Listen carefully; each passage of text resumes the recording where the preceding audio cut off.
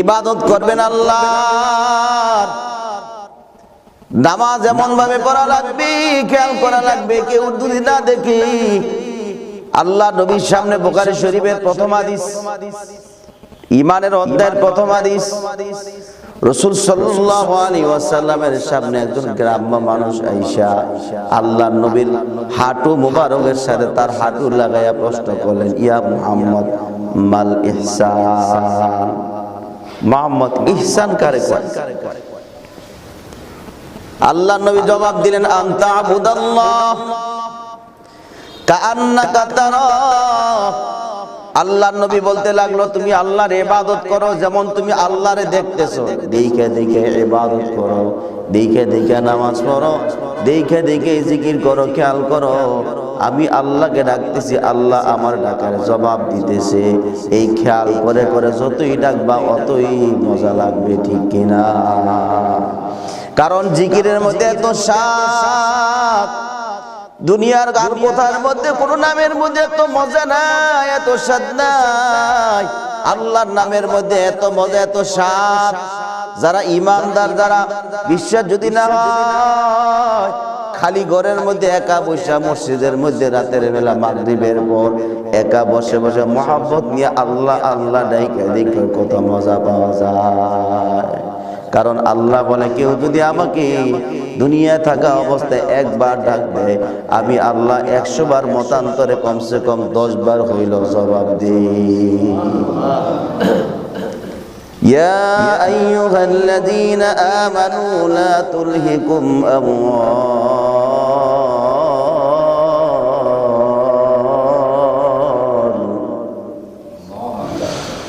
ইয়া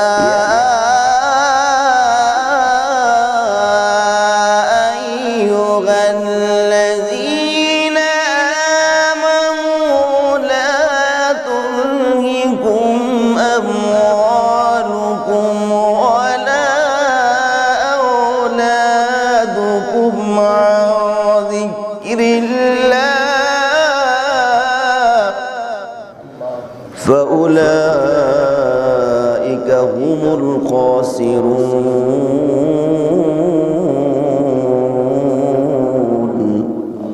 আল্লাহ জানাই দিল, ইমানদাররা ও আমার বিশ্বাসীরা, আমার পাগলেরা, যদি আমার জিকির, আমাকে স্মরণ যদি না করো, দুনিয়ার মহাব্বতে পড়ে, দুনিয়ার ছেলে সন্তানের মহাব্বতে, ক্ষমতার মোহে পড়ে, টাকা পয়সার লোভে পড়ে আমি আল্লাহর জিকির থেকে যদি গাফেল হইয়া যাও, আমি আল্লাহকে যদি ভুলিয়া যাও, আল্লাহ জানাই দিলেন, বান্দা তুমি আমাকে ভুলে যাওয়ার কারণে, আমার জিকির থেকে গাফেল হয়ে যাওয়ার কারণে তুমি দুনিয়াতেও ধ্বংস, পরকালেও ধ্বংস হয়ে যাইবা। জোরে বলেন নাউজুবিল্লাহ। এই জন্য মানুষ বিপদ পড়লে আল্লাহরে বেশি ডাকে, কথা কয় না? বিপদ পড়লে আল্লাহরে বেশি ডাকেন, নামাজ ছাড়ে না, মসজিদ ছাড়ে না, হুজুরের কাছে দোয়া নেয়। এরে আল্লাহর গোলাম, বিপদ পড়লে আল্লাহরে ডাকো। বিপদ পার হয়ে গেলে তুমি আল্লাহরে ভুলিয়া যাও, তুমি কেমন মুসলমান? আসলে তুমি মুসলমান না। বিপদে পড়লে আল্লাহরে ডাকো, বিপদ শেষ হয়ে গেলে ভুলিয়া যাও, তুমি তো মুসলমান না। মুসলমান না বে মুনাফিক মার্কা, ঠিক কিনা? জোরে কও। আপনারা খাওয়ায় কি? কথা কয় না কেউ? আপনার সিরাজগঞ্জের মানুষের কে খাওয়ায়? জোরে আল্লাহ কইতারেন না? আল্লাহ কইলে গুনাহ হইব? আপনাদের খাওয়ান কে? আপনাদের সবকিছুর ব্যবস্থা কে করেন? আল্লাহ যদি খাবার বন্ধ করে দেয়, আপনি জমিনের মধ্যে যত চাষাবাদ করেন না কেন, একটা ফসল উড়ানের মতো ক্ষমতা কারো নাই, ঠিক কিনা? জোরে বলেন। যত সার মানে, যত মেডিসিন দেয়, আল্লাহ যদি জমিনটাকে বন্ধ করে দিলাম আর ফসলাদি উঠবে না, জমিনের বাবারও ক্ষমতা নাই। কথা কন, ঠিক কিনা? তাইলে সবকিছুর ব্যবস্থা কার হাতে? আল্লাহ বলে, তোমার নেয়ামত দরকার রে বান্দা, তোমার জীবন দিলাম, তোমার জীবন দিলাম, এত নেয়ামত দরকার। অক্সিজেন দরকার। আমি আল্লাহ জমিন থেকে আসমান পর্যন্ত যে ফাঁকা জায়গাটা আছে গোটা জায়গাটা অক্সিজেন দিয়ে পরিপূর্ণ করে দিলাম। অক্সিজেনের বিল দেওয়া লাগে না।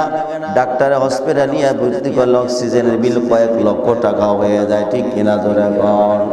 ওরে আল্লাহর গোলাম, যুবক ভাই, বৃদ্ধ বাবারা, আল্লাহ কিয়ামতের ময়দানে বলবি, ওরে দুনিয়ার জমিন ইমানদার, তোরে এত নিয়ামত দিয়েছিলাম, তোর হাত কত সুন্দর করে বানাইলাম, তোর পা কত সুন্দর, তোর চক্ষু কত সুন্দর করে বানাইলাম, তোর হাত কত সুন্দর করে বানাইলাম, তোর চেহারা এত সুন্দর করে বানাইলাম, তোর চেহারার সাথে দুনিয়ার কোনো মানুষের চেহারার সাথে কোনো মিল নাই। আমি আল্লাহ এত সুন্দর করে বানাই দিলাম, তোর চেহারার সাথে দুনিয়ার মানুষের কোনো মিল থাকবে না, কারণ আমি আল্লাহ তোরে সবচেয়ে সুন্দর করে বানাইলাম। লাকাদ খালাকনাল ইনসান,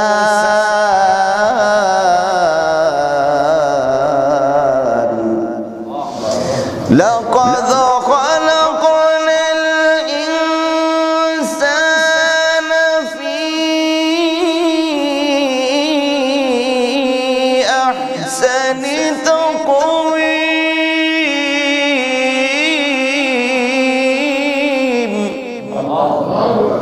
ثم رددناه أسفل سافلين। আল্লাহ জানাই দিলেন মানুষকে সুরতের দিক থেকে অনেক সুন্দর করে বানাইলাম, এত সুন্দর তার চেহারা, গোটা দেহটা এত সুন্দর করে বানাইলাম। অন্য কোন মাখলুককে আমি আল্লাহ এত সুন্দর করে বানাই নাই। তার খাবার এক পদ না 10 পদ দরকার, আমি আল্লাহ 1000 পদের খাবার বানাইলাম। রিজিক দরকার, 1000 রকমের রিজিক তারে দিয়েছি, ঠিক কিনা জনে কর? এত নিয়ামত দেওয়ার পর কিভাবে তারপরে তোমরা কাইফা তাকফুরুনা বিল্লাহ, আল্লাহর সাথে নাফরমানি করো? কিভাবে তোমরা আল্লাহর সাথে নাফরমানি করো? আল্লাহ বলে এত কিছু দেওয়ার পর কিভাবে তোমরা আল্লাহর সাথে নাফরমানি করো? এত সুন্দর করে জীবন দিলাম, শুধু সুন্দর জীবন দিয়ে শেষ করি নাই, সুন্দর বাসস্থানের ব্যবস্থাও করে দিলাম। কারণ পাখিরা গাছের মধ্যে বাসা বাঁধে, ঝড় তুফান আসলে তার বাসা ভেঙে যায়, ঠিক কিনা জোরে কন?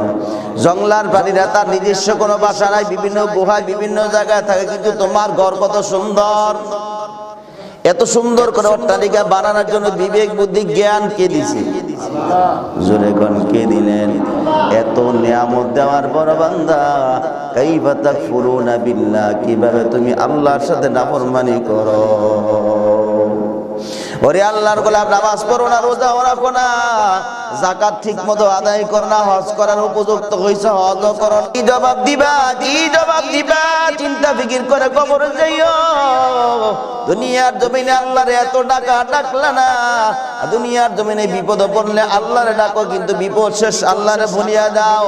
আল্লাহ বলে, বান্দা দুনিয়ার জমিনে আমারে স্মরণ করছো বিপদে পড়ে, কিন্তু তারপরে আমাকে মনে রাখো না, কিয়ামতের ময়দানে আমি আল্লাহ তোরে ভুলে যাব, ঠিক কিনা জোরে কন? কিন্তু দুনিয়ার জমিনে বিপদে পড়লে বন্ধু বান্ধব আত্মীয় স্বজন গুলা যাপায় পড়ে, কিয়ামতের ময়দানে আল্লাহর কিয়ামতের ময়দানে যদি বিপদে পড়ে যাও, আল্লাহ বলে একটা ডাকের জবাবও আমি আল্লাহ দিব না। জোরে কর নাউজুবিল্লাহ। অসুস্থের মধ্যে ব্যথায় কাতরাইতেছো, কান্নাকাটি করো, আত্মীয় স্বজন গুলা দৌড়ে হসপিটালে নিয়ে যায়, দেয়নি? কথা কর নেয় না?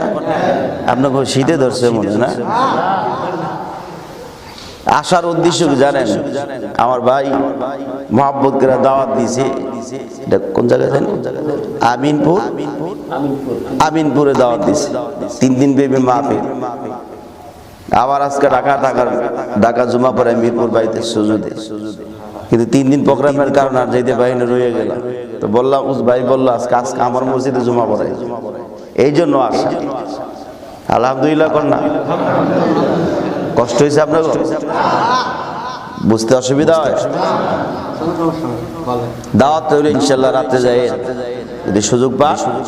আমিনপুর 3 দিন প্রেমী মাহফিল, আজকে 2য় দিন, ইনশাল্লাহ অবশ্যই যাবেন, ঠিক আছে তো? ইনশাল্লাহ। আল্লাহর গোলাম যা বলতেছিলাম, আল্লাহ বলে, বান্দা তোমার এত নিয়ামত দেওয়ার পর এত কিছু দেওয়ার পর তুমি আমি মাওলাকে আল্লাহকে বলিয়া যাও, কিন্তু কিয়ামতের ময়দানে তুমি যতই আমাকে ডাকো একটা ডাকের জবাব দিব না।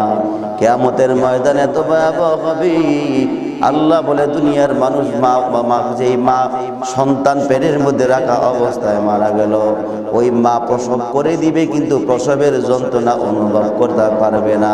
কারণ কিয়ামতের ভয়াবহ দিকা মহিলারা পর্যন্ত প্রসব করে দিবে কিন্তু প্রসবের যন্ত্রণা বুঝতে পারবে না। জোরে করো আল্লাহু আকবার। এত ভয়াবহতার কারণে জাহান্নামের আওয়াজে মানুষগুলা পাগল হয়ে যাবে, দৌড়াবে আর বলবে বাঁচাও, আমার কি হবে, আমারে বাঁচাও, আমি কোথায় যাব, আমারে নিয়ে যাও, আমার এখান থেকে দূর করে দাও, আমার ভয় লাগে জাহান্নাম না জানে আমাকে ধরে ফেলে। ভয়ে মানুষগুলা পালানোর জন্য দিক দিগন্ত দৌড়াবে, কোন জায়গায় পাবে না পালানোর জন্য। মানুষকে ধরে ধরে গুনাহগার পাপিষ্ঠ ব্যক্তিকে বেনামাজিকে ধরে ধরে জাহান্নামের মধ্যে ফেলে দেওয়া হবে। জাহান্নামীরা জাহান্নামের মধ্যে আগুনের মধ্যে উত্তাতে থাকবে, পালানোর জন্য চেষ্টা করবে, দৌড়াবে, জাহান্নামের এদিক এদিক সদিক দৌড়াবে। আল্লাহর নবী বলে মানুষগুলা জাহান্নামের আগুনের কারণে কলিজা পর্যন্ত পুড়িয়া ছাই হয়ে যাবে, পানির জন্য কাঁদবে আর বলে পানি দাও, আল্লাহ আমাদেরকে পানি দাও, কার পানির পিপাসায় কলিজা শুকায় গেছে, পানি দাও। আল্লাহ বলবে আজকে যতই ডাকাডাকি করো না কেন একটা ডাকের জবাব দিব না, কারণ দুনিয়ার জমিনে আমি আল্লাহ তোমার এত নিয়ামত দেওয়ার পরও তুমি আমার ডাকো নাই, আমার নামাজ পড়ো নাই, আমার রোজা রাখো নাই, আমার ইবাদত করো নাই, কিভাবে তোমার আজকে ডাকের জবাব দিব? আমি তাদের দিন আজকে ব্যস্ত, যারা আজান হয়ে গেছে মসজিদে যাওয়ার সময় পায় নাই, কোমরের মধ্যে গামছা ছিল, গামছাটা খুইলার আইলের মধ্যে বিছাইয়া ওই জমিনের মধ্যে নামাজ আদায় করছে, আসর মাগরিব আদায় করে বাড়িতে চলে আসছে, আবার এশার নামাজ মসজিদে আদায় করার পর গভীর রাতে মানুষ যখন ঘুমায় যায় তাহাজ্জুদের সময় আমার ওই বান্দারা উঠে কান্দে, আল্লাহ তুমি আমারে গরিব বানাইছো, দিনের বেলা কাজকর্ম করে মসজিদে জামাতে নামাজ পড়তে পারি না, আল্লাহ জমিনের মধ্যে যায় নামাজ নাই, জমিনের মধ্যে গামছা বিছায় নামাজ আদায় করি। আল্লাহ রাব্বুল আলামিন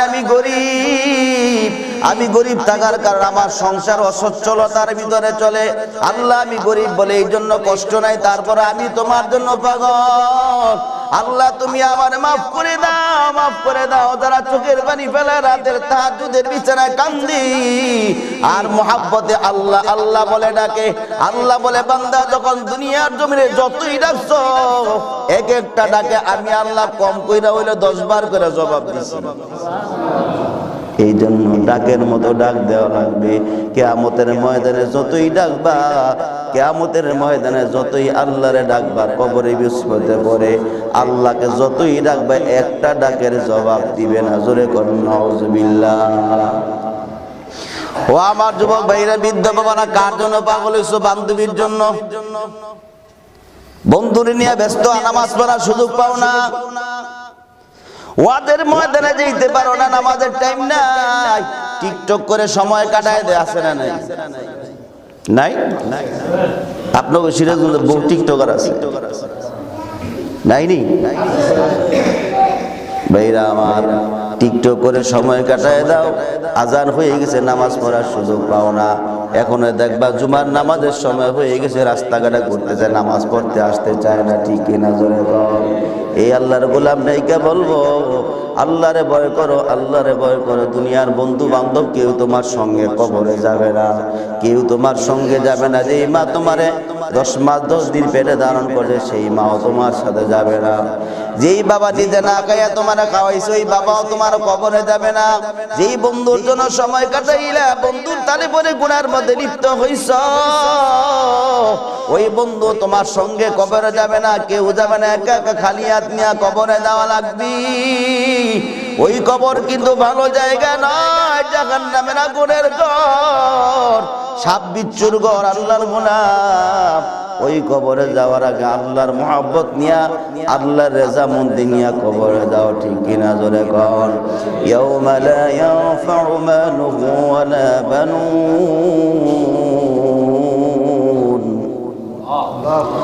ইল্লা মান আতাল্লাহ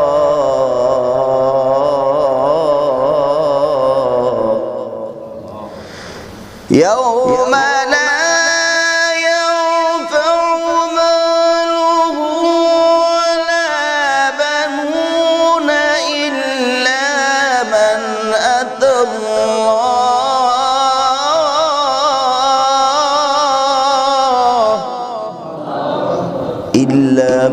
আতাল্লাহ বিকলবিন সালিম।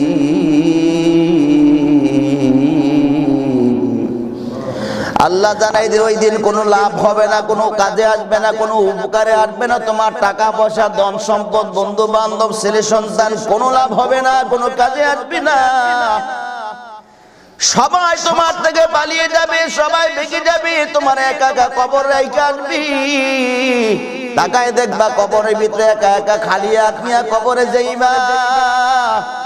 মৃত্যুর ঘন্টা বেজে যাবে, মসজিদের মাইক দিয়ে গান শুরু হবে, জানাজার ঘোষণা আসবি। তোমার সন্তানগুলা দৌড়ে বাড়ি যাবে, গিয়া বাবার জন্য কানবে, চোখের পানি, বিদায়ের চোখের পানি ফেলাইয়া। ছেলেরা মেয়েরা কোনোদিন বলবে না এই বাড়ির জন্য এত কষ্ট করছে, আরো কয়দিন বাবার দুনিয়াতে রাইখা দাও, বলবেনি? জোরে বলবে? আরো একদিন রাখো, তাও বলবে না। যেই বিবির জন্য বিবির সাথে কাটাইছো 30-40 বছর কাটাইলে একসাথে, এই বিবিও তোমারে বলবে না আরো 2-1 ঘন্টা বেশি আমার বাড়িতে রাখো, বলবেনি? তোমার বিবির যদি বলা হয়, সন্তানরা যদি বলে মা আমার বাবার সাথে 40 বছর কাটাইছ, বাবা মারা গেছে, কবরে চলে যাবে, আর কখনো আসবে না, বাবার সাথে আরো 2-1 দিন কাটাও, কাটাবি? জোরে কোন থাকবি নি? যেই সন্তানের জন্য এত পাগল, যেই বন্ধু বান্ধবের জন্য তুমি এত পাগল হইয়া গেলা, ওই বন্ধু বান্ধব পর্যন্ত তোমার সাথে কবরে যাবে না। এদেরকে যদি বলা হয় বন্ধুর সাথে আরো 2-1 ঘন্টা সময় একা একা কাটাও, তোমার ওই বন্ধু বলবে আমার ভয় লাগে, ওই বন্ধুর সাথে কবরে যাওয়া সম্ভব না, ঠিক কিনা? জোরে কর। একদল লোক চলে যাবে বাস কাটার জন্য, আরেক দল লোক কবর খনন করার জন্য, আরেক দল লোক পানি গরম করা শুরু করে দিবে, বরই পাতার পানি। ওরে আল্লাহর গোলাম, এত পাগল কার জন্য হইছ? জানাজার নামাজ পড়াইয়া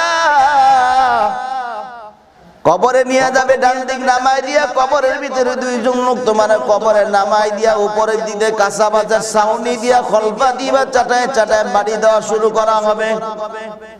তাকায় দেখবা কেউ নাই, অন্ধকার কবরে কেউ নাই। এখন আমার অন্ধকার কবরে আল্লাহ ছাড়া কোনো উপায় নাই। ওরে আল্লাহর গোলাম, যদি ইমানদার হয়ে যাও তাহলে কবরটা জান্নাতের বাগান হয়ে যাবে। আর যদি গুনাহ নিয়ে কবরে যাও, ওই কবর কিন্তু ভালো জায়গা না, সব বিচ্ছুর ঘর, জাহান্নামের আগুনের ঘর। ওই কবর তোমার এমন করে চাপ মারবি, শরীরের সবগুলো হাড্ডি ভেঙে ছুটে চুরমার করে দেওয়া হবে। কবরের মধ্যে কালো রঙের আগুন দাউ দাউ করে জ্বলা শুরু করবি, 1টা নয় 2টা নয়, 99টা সাপ আসিয়া কামড়ানো শুরু করবি। তুমি যতই কান্না করবা, দুনিয়ার মানুষগুলা কবর রেখা চলে আসবে, তোমার কান্নার আওয়াজ কেউ শুনবে না। একা একা কিয়ামত পর্যন্ত কবরে আযাব ভোগ করা লাগবে, ঠিক কিনা? জোরে কর। এই জন্য যতদিন বাঁচবো ইবাদত করব কার? কথা কয় না, কার করবেন? আল্লাহর ইবাদত করা লাগবে। আজান হয়ে গেলে আর চুপ থাকা যাবে না, রাস্তাঘাটে ঘোরাফেরা করা যাবে না, বাড়ি বসে থাকা যাবে না।